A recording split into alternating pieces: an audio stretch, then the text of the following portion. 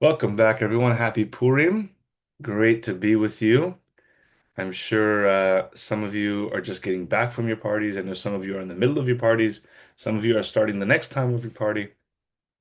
But it's so powerful to get to do our daily Zohar study on this important, powerful day.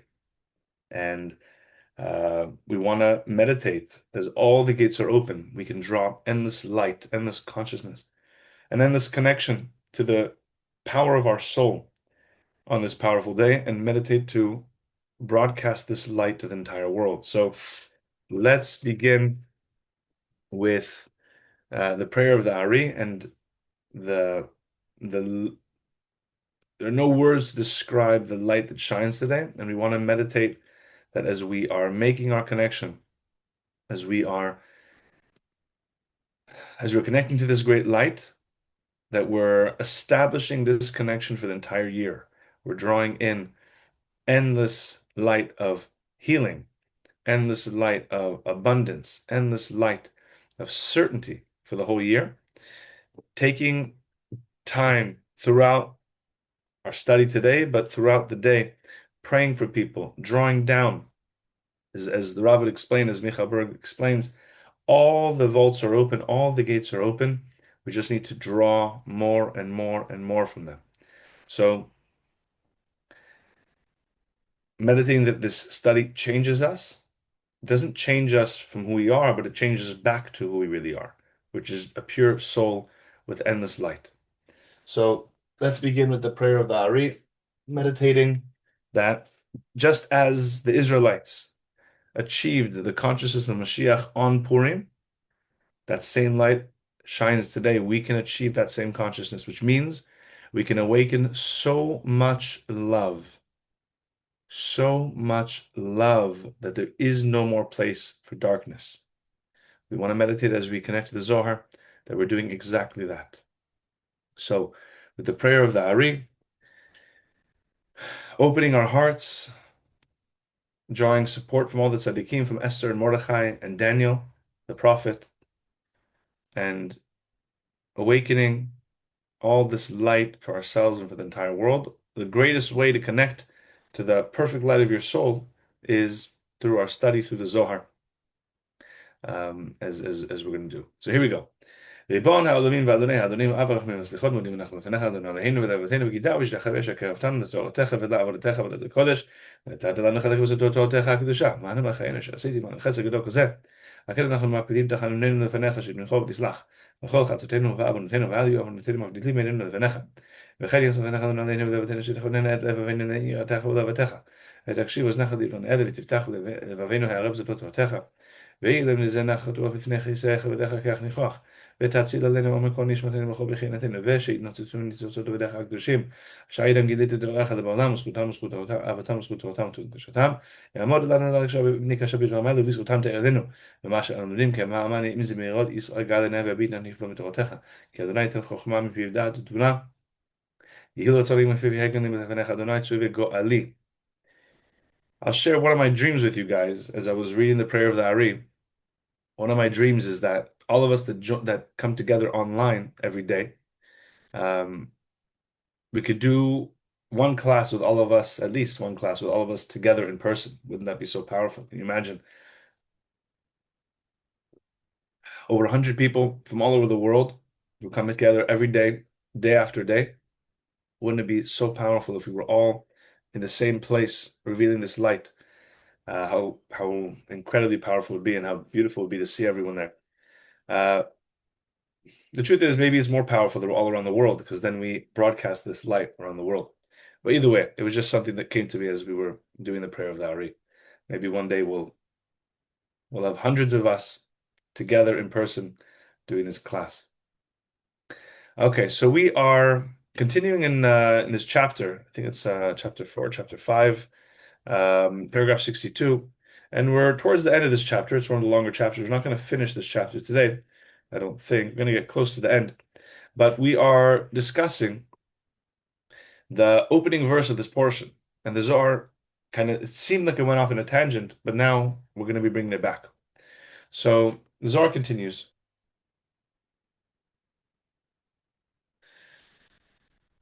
Paragraph 62. Tachaze, come and see. Da'itmar de te'uvta didchura legabe nukva. Avid nishmata. The desire, we've learned that the desire, the yearning that the male aspect has for the female aspect, right? We're talking every desire in this physical world is drawn from the spiritual worlds. So we're talking now about the spiritual worlds. So the desire that is drawn from the male towards the female, Aved Nishmata, uh, creates souls, creates the soul. So what is this yearning from the male to the female? It means that it draws the light of Chokhmah, the light of wisdom from the female aspect. That's what creates the soul.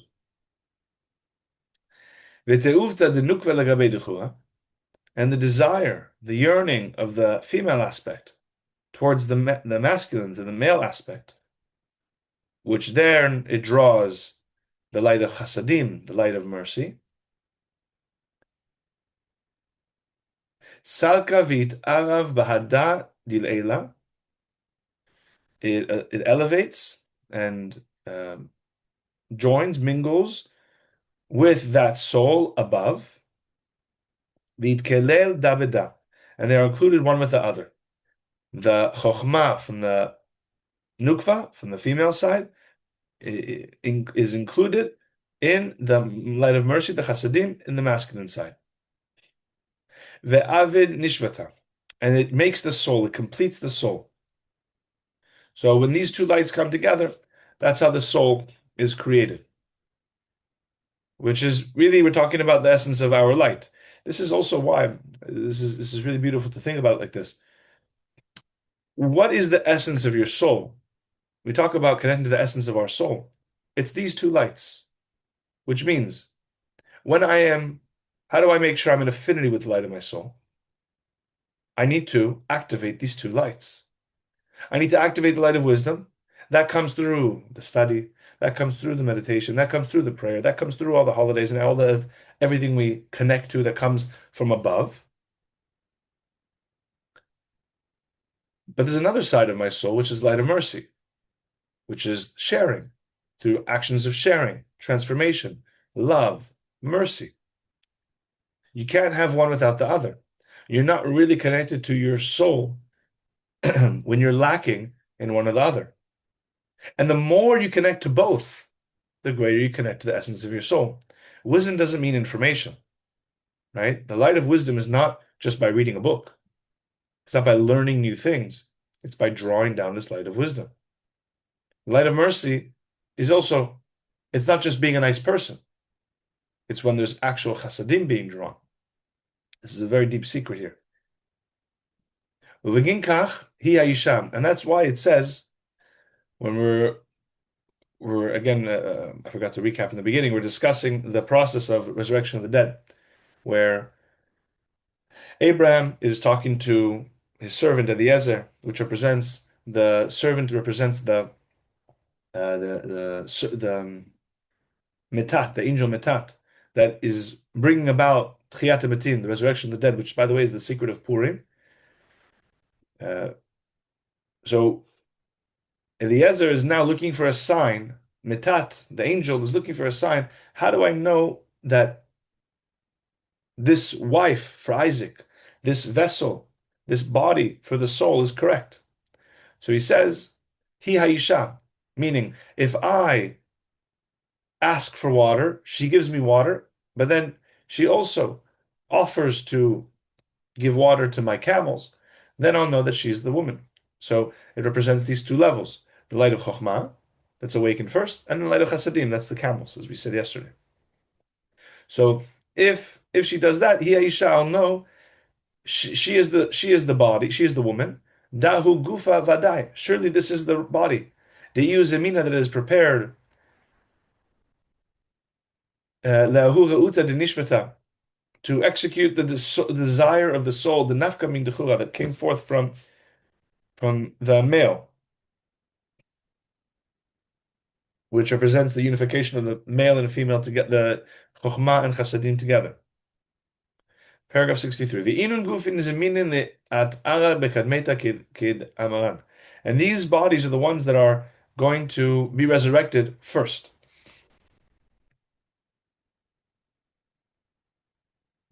Which are the bodies, as we said yesterday? The bodies of the tzaddikim, the bodies of Israel, the bodies of masters of restriction.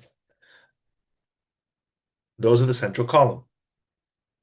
Ulvata, and after that, the ile nikamun, after those bodies resurrect, those are the central column. Yikumun kol acharan nivshal aran. All the other bodies in all the other countries and all the other places, all the other levels of consciousness will also be awakened. Vid kaimun b'kiyum hashalim, and they will exist in the state of perfection. They will have a complete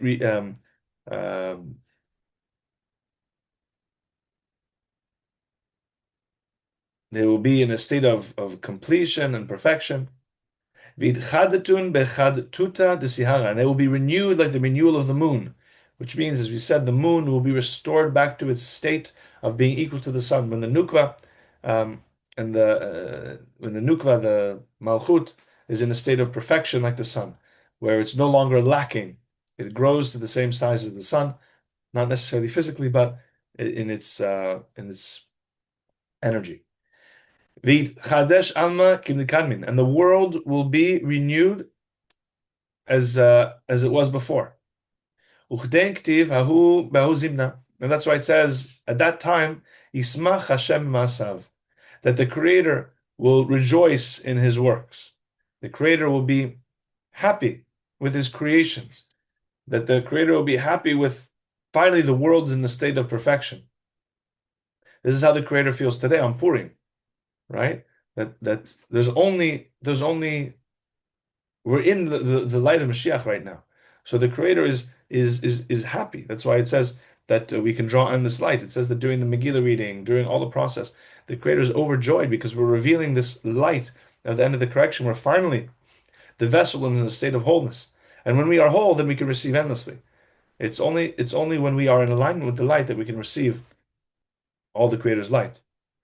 That's why we have to be happy on Purim, because we have to be like the Creator on Purim. Right? Also, as Michael Berg explained, that's why we have to be drunk on Purim, because the Creator is drunk on Purim. Right? Drunk meaning no limits. Not that we shouldn't have limits, right? We should have balance, right? But the consciousness we should have, we use the party, we use the drinking, we use all of these to help us attain affinity with the light. That's why the consciousness is most important. If you're using all these tools without the right consciousness, then is it actually bringing you to affinity with your soul and with the light? And then are you actually able to receive all the endless blessings? 64. V'ginkach, therefore, hina yeski levdi, going back to this verse that we learned before, but from Isaiah, talking about the resurrection and the angel Metat, it says, hina yeski levdi, indeed my servant shall prosper. We're talking about the angel Metat that will prosper, that will be who will be successful to return every soul back to its proper place. Meaning, every soul goes back to its proper body. Every soul goes back to its proper vessel. And then it says, be exalted and raised to great heights. To all the, on the side of all the supernal levels, everything as it should be, as we explained. And we said all the different levels. We said the light of Keter is awakened, and then the light of Chesed, Gvura, and Tiferet are awakened. And that's in paragraph 46, where Vayeshev mentions paragraph 46. That's where we speak about the unique lights that are revealed during this process. 65. Kasher shamemu alecha rabim ken mishchat meish mereu v'to'aro mibnei adam. The next verse in Isaiah, we were reading chapter 52, verse 13. Now Isaiah continues in 52, verse 14. Just as many were appalled at him, so marred was his appearance, unlike that of man, his form beyond human semblance. So here the Zohar is now, in the last verse we spoke about the process of the resurrection of the dead. Here Isaiah is speaking about the process of the destruction of the temple, as we'll see. Tachazeh, come and see. Daha'itma, we have learned Dechad idchara b'makdasha, when the Creator, when the Holy Temple was destroyed in Jerusalem. Ushchinta idgelei bego'aran nuchrayin beinayim, and the Shechina, the light of the Creator, was exiled in foreign lands amongst the Israelites. Right, that's what happened in Purim. Right, the Israelites were experienced 70 years of exile between the first and second temple, and it says the Creator was in exile with them. Maktiv, what does it say? Hen elam tza'aku chutza malachei shalom mar yivkayun. Behold, the mighty ones shall cry outside, ambassadors of peace, or the angels of peace shall weep bitterly. So at the time of the destruction, it's not just the lack we feel in this world. The lack we feel in this world is because of the lack that exists in all the spiritual worlds. Kulhun becho alda. Everyone cried. Everyone cried because of this. Cried because of the destruction. Ukshiru b'chiya ve'ebla. And they attached crying and mourning. V'chol da'ala dishchinta didgalia me'ata. And all of this is because the Shekhinah, the light of the Creator, was exiled from her place. V'chama di'iu mishtanet mikama dahavat. And just as during the time of the exile, the Shekhinah changed her place from where she normally is, meaning not in a state of connection, not in a state of presence, not when light can be revealed, but in a state of exile. Exile represents not just a physical exile, but meaning moments of darkness, moments when I don't experience the light. Of Hachi Bala, so too with her husband, with the level of Zerampin. Lanaya Nehore, he does not shine his light. V'ishtane mikma dehava, and he changes from what he was. Dichtiv, as it says, Chashach Hashemesh betzeto. It says that the sun will be dark when it rises. It means the flow and the light that shines does not exist.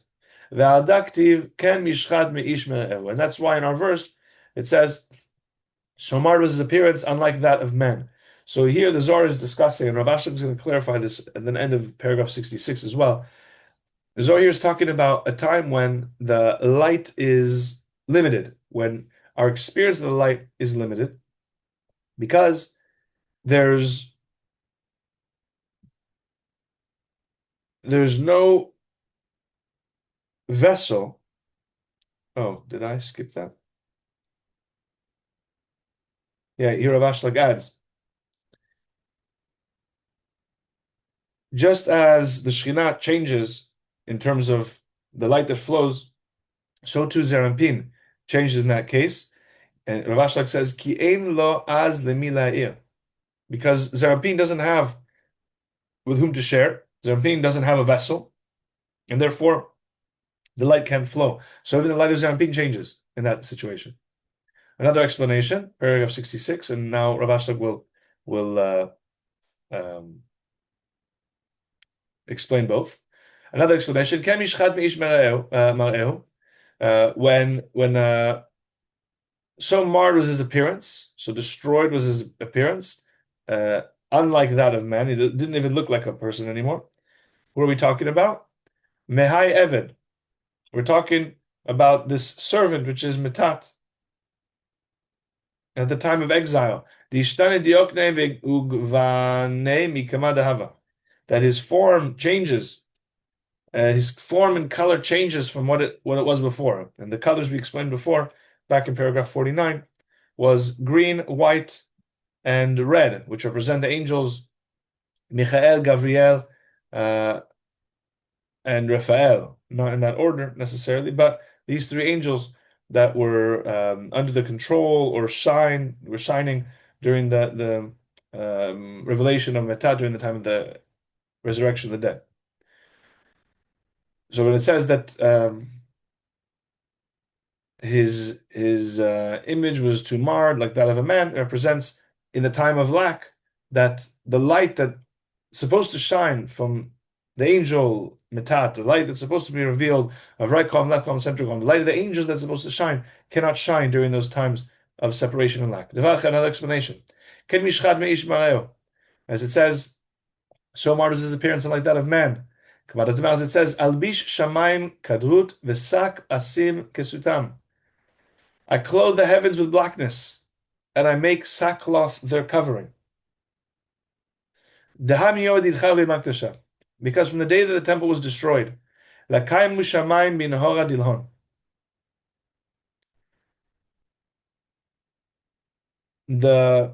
heavens, which represents Zerapin, did not exist in its secret. It did not shine.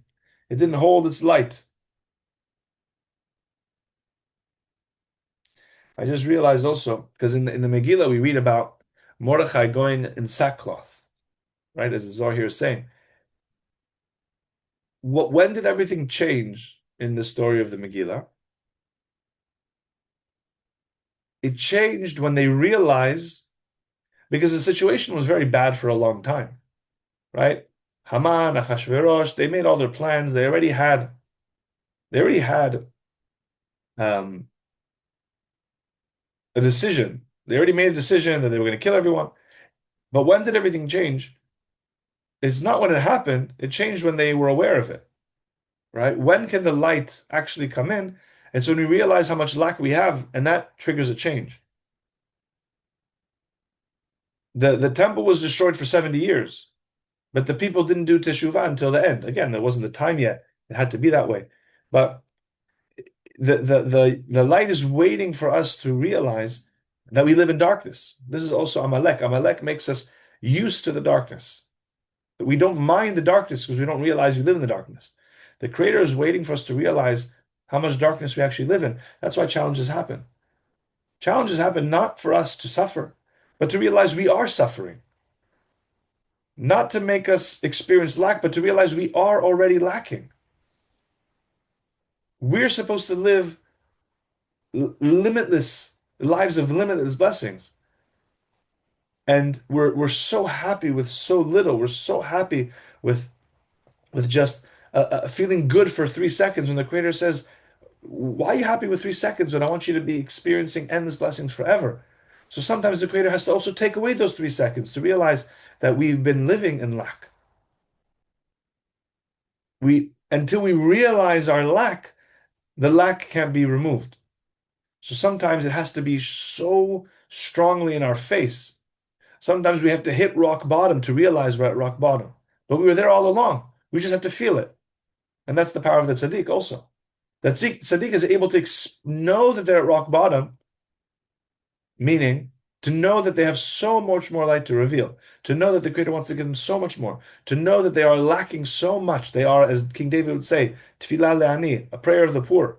King David wasn't poor, he was a king. But he realized he's poor compared to what the Creator wants to give him. He has nothing. Compared to what the Creator wants to give us, we have nothing.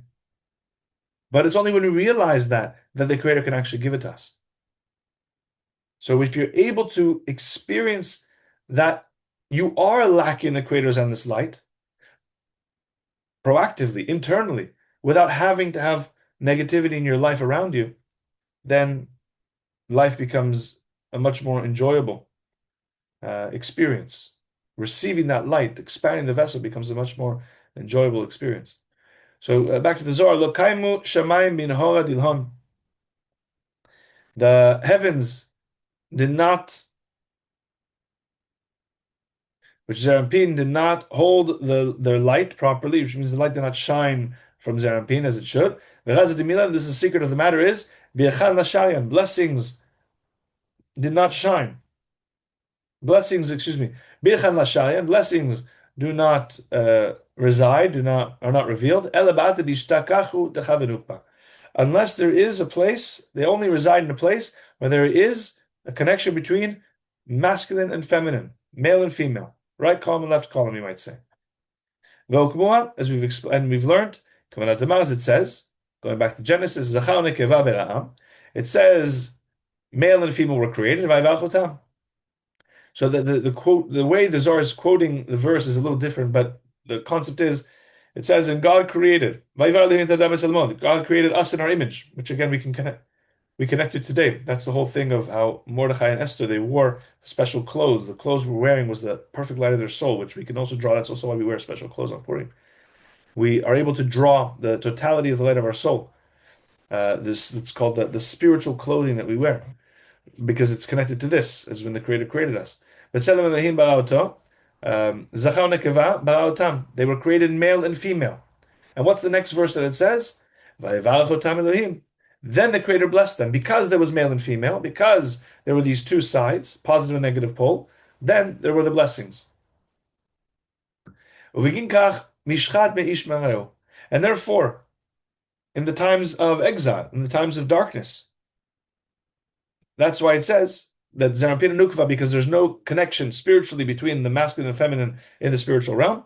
Therefore, that's why so marred was his appearance, unlike that of men, which means it was experience of darkness, experience of negativity. The level of Zerampin is not as it should be, meaning its appearance changes. The light doesn't flow as it should, because the separation between masculine and feminine. So now here Rav Ashlag explains the differences between these two levels. I'm not entirely clear on Rav Ashlag's explanation here, but I'll do my best to read it and explain it, and then, hopefully we'll understand it to whatever degree. So the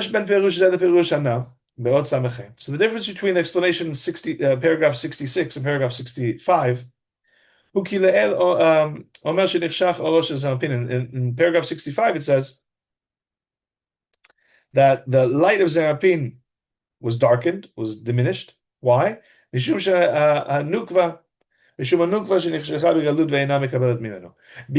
the nukva, the vessel, the female aspect, was in exile, and therefore it could no longer receive.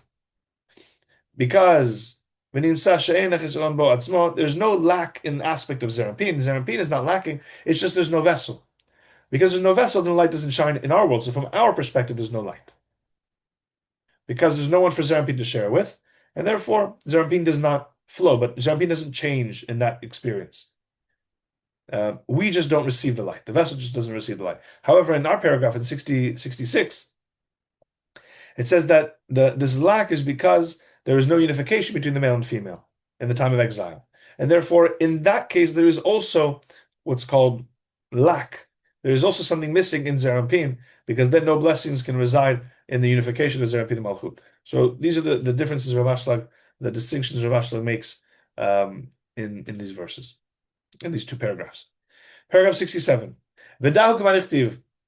And this is as it says in the verse, Hatzadik avad. It says the righteous man perishes. But the more literal translation, as the Zohar makes clear, if you wanted to say the righteous man perishes, it would say avud or ne'avad. It would say he is avad means lost.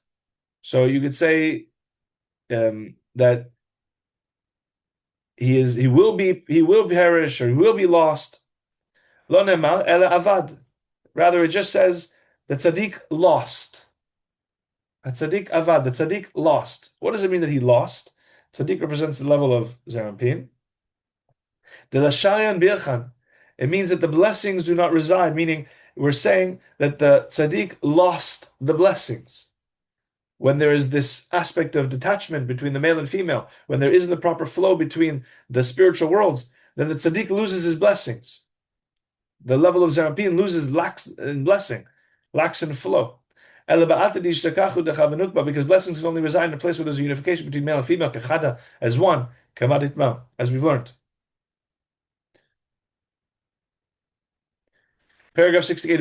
Therefore, at that time, when the male is not found with the female, those souls that come forth at those moments, they all come differently. At the times, they're different than when the times when the sun is together with the moon, when the male and the female are together. We spoke about this before, right? What determines that a tzaddik suffers? All the different types of souls, depending on the time when there's unification or lack of unification, it determines the kind of souls that come in. But here we're also talking about at the time of exile, Kamadi Tmah, as we said. Um, so when the male and females and Ampin and Malchut are together, certain souls come, certain light is revealed. When they're separate, there's lack. So when it says that the male and female are not together,